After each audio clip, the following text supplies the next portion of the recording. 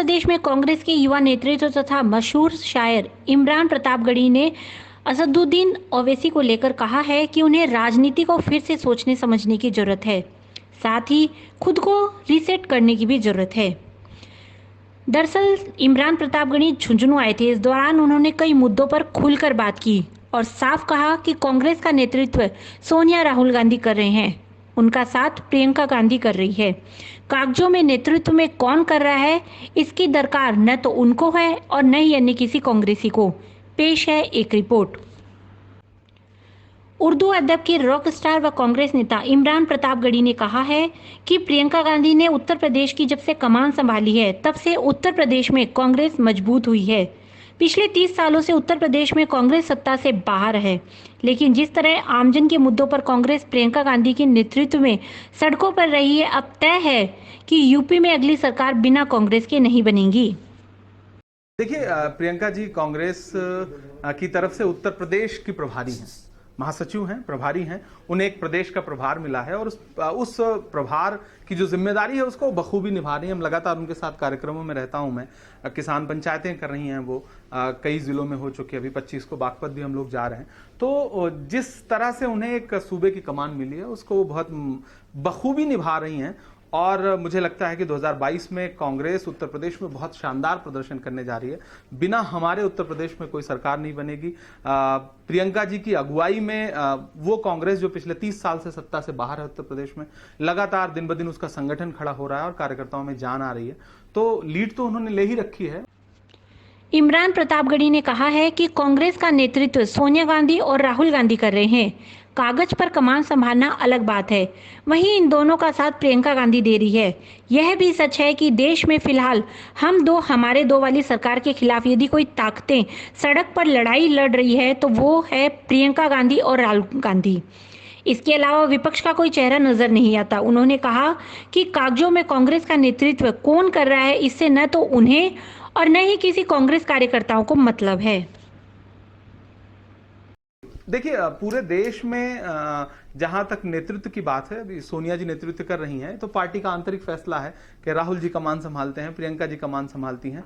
कागज पे कमान संभालना एक अलग बात है, लेकिन आप देख रहे होंगे कि तमिलनाडु हो, आसाम हो, आज भी प्रियंका जी आसाम हैं और राहुल जी आसाम थे कल। लगातार कमान तो दोनों ने संभाली रखी हुई है। ये जो सरकार है उद्योगपतियों की, हम दो हमारे वाली सरकार है, इसके खिलाफ पूरे देश में अगर सबसे बड़ी लड़ाई की कमान कोई संभाले हुए है तो वो दो ताकतें हैं, एक राहुल जी और एक प्रियंका जी। तीसरा कोई चेहरा आपको नजर भी नहीं आ रहा होगा विपक्ष की तरफ से। तो कागज पर कमान कौन संभालता है इससे मुझे बहुत लेना देना नहीं है और कांग्रेस कार्यकर्ताओं को भी बहुत लेना देना नहीं। लेकिन जिस तरह से ये दोनों सड़क पर उतर रहे हैं लगातार और प्रियंका जी भी लगातार राहुल जी के कंधे से कंधा मिला के चल रही हैं, उससे कार्यकर्ताओं में एक नई जान आई है और हम लोग और मजबूती के साथ लगातार कांग्रेस को मजबूत कर रहे हैं। यूपी के राजनीतिक समीकरणों पर चर्चा करते हुए इमरान प्रतापगढ़ी ने कहा कि मायावती ने यह कहा है कि किसी साथ नहीं जाऊंगी।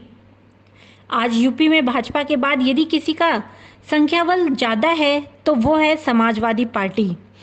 विधानसभा चुनाव में बसपा और सपा एक थे। लोकसभा चुनाव के बाद यह गठबंधन टूट गया। यूपी के चुनाव में अभी समय है, गंगा में और पानी बहेगा। 3 महीने जब चुनाव के शेष रहेंगे तब जाकर स्थिति साफ होगी कि कौन किसके साथ है। लेकिन यह साफ है कि सभी विपक्षी दल योगी सरकार को हराना चाहते हैं, जो काम बिना कांग्रेस के संभव नहीं है। मायावती ने यह शब्द इस्तेमाल नहीं किया। मायावती ने कहा कि मैं किसी के साथ गठबंधन में नहीं जाऊंगी। उत्तर प्रदेश में सबसे बड़ा दल जो है वो संख्या बल के हिसाब से विपक्ष में वो समाजवादी पार्टी है। समाजवादी पार्टी से मायावती जी का गठबंधन था और मायावती जी से उनका गठबंधन लोकसभा चुनाव के बाद टूट चुका है। ऐसे में किसके साथ चुनाव लड़ेंगी, मुझे लग रहा है कि अभी बहुत भविष्य के गर्त में है ये। उत्तर प्रदेश में चुनाव में अभी थोड़ा सा वक्त है और अभी गंगा में और पानी बहेगा।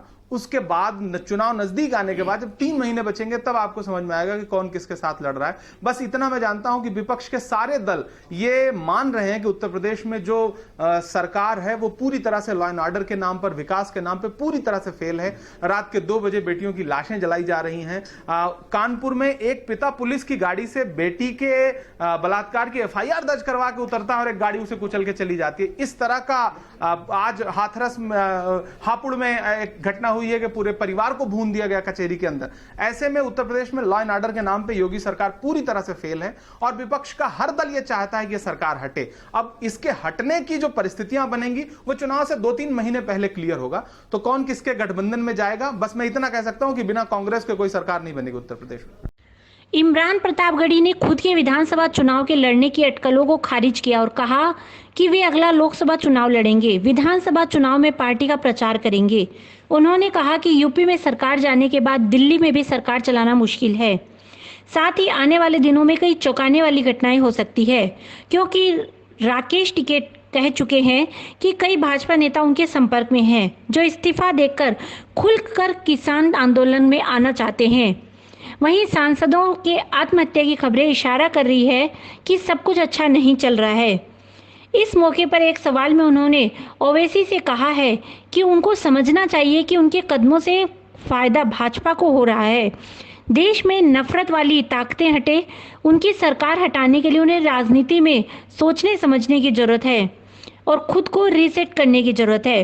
बंगाल चुनाव को छोड़ने के बाद लगता है कि वे खुद को रीसेट भी कर रहे हैं। नहीं, मैं लोकसभा चुनाव पुनः लड़ूंगा 2024 में, बाकी पार्टी के लिए काम करूंगा। जारी पड़ रहे हैं, ये सरकार अगर नहीं समझेगी और अन्नदाताओं के साथ इसी तरह से ज्यादती करती रहेगी उद्योगपतियों के दबाव में, तो मुझे लग रहा है कि 2024 से पहले भी आप कुछ हो सकता है बहुत अच्छा रिजल्ट देख लें। उत्तर प्रदेश के परिणाम के बाद दिल्ली की सरकार चलना भी बहुत मुश्किल काम हो जाएगा, क्योंकि जिस तरह से राकेश टिकैत जी लगातार दावे कर रहे हैं कि कई सांसद हमारे संपर्क में हैं जो इस्तीफा देने की बात कर रहे हैं भारतीय जनता पार्टी से, तो इन खुलासों को मीडिया भले दिखाए ना, ये तो ब्रेकिंग खबरें हैं ना। जिस तरह से इनके मौजूदा सांसदों की आत्महत्याएं सामने आ रही हैं, देश में कुछ बहुत ऐसा चल रहा है जो बहुत देश को चौंकाएगा, मुझे ऐसा लगता है। देखिए, ओवैसी साहब जो भी कर रहे हैं उससे अल्टीमेट फायदा बीजेपी को हो रहा है, ये उन्हें भी समझना पड़ेगा। अगर वो ये चाहते हैं कि देश में नफरत वाली ताकतें हटें, नफरत वाली ताकतों की सरकारें हटें जो आम जनता के लिए परेशानी का सबब बन रही हैं, तो उन्हें भी अपनी राजनीति को फिर से एक बार सोचने समझने और रीसेट करने की जरूरत है। शायद वो इस बीच बंगाल चुनाव से जिस तरह से वे क्विट हुए हैं, जो भी परिस्थितियां बनी हैं, मुझे लग रहा है वो खुद को रीसेट कर भी रहे हैं और इस बात को समझ करके इस बात पे अमल भी कर रहे हैं। इससे पहले झुंझुनू पहुंचने पर इमरान यहां झुंझुनू के भामाशाह एवं समाज सेवी रहे। मरहूम डॉक्टर सलाउद्दीन चौबदार के निधन होने के बाद जिला मुख्यालय स्थित राजस्थान हर्बल में doctor Salauddin Chaubdar health education society की टीम एवं उनके परिजनों से मिलने पहुंचे। गत वर्ष झुंझुनू में हुए मुशायरे का जिक्र करते हुए कहा कि डॉक्टर SD चौबदार के साथ पूरा दिन बिताया था। वे शालीनता एवं सद्भाव के प्रतीक थे। उनके जाने से झुंझुनू के लोगों ने एक नायाब हीरा खोया है। वे झुंझुनू की शान थे। लोगों के प्रति उनका स्नेह एवं जुड़ाव था। वे हमेशा लोगों के दिलों में जिंदा रहेंगे।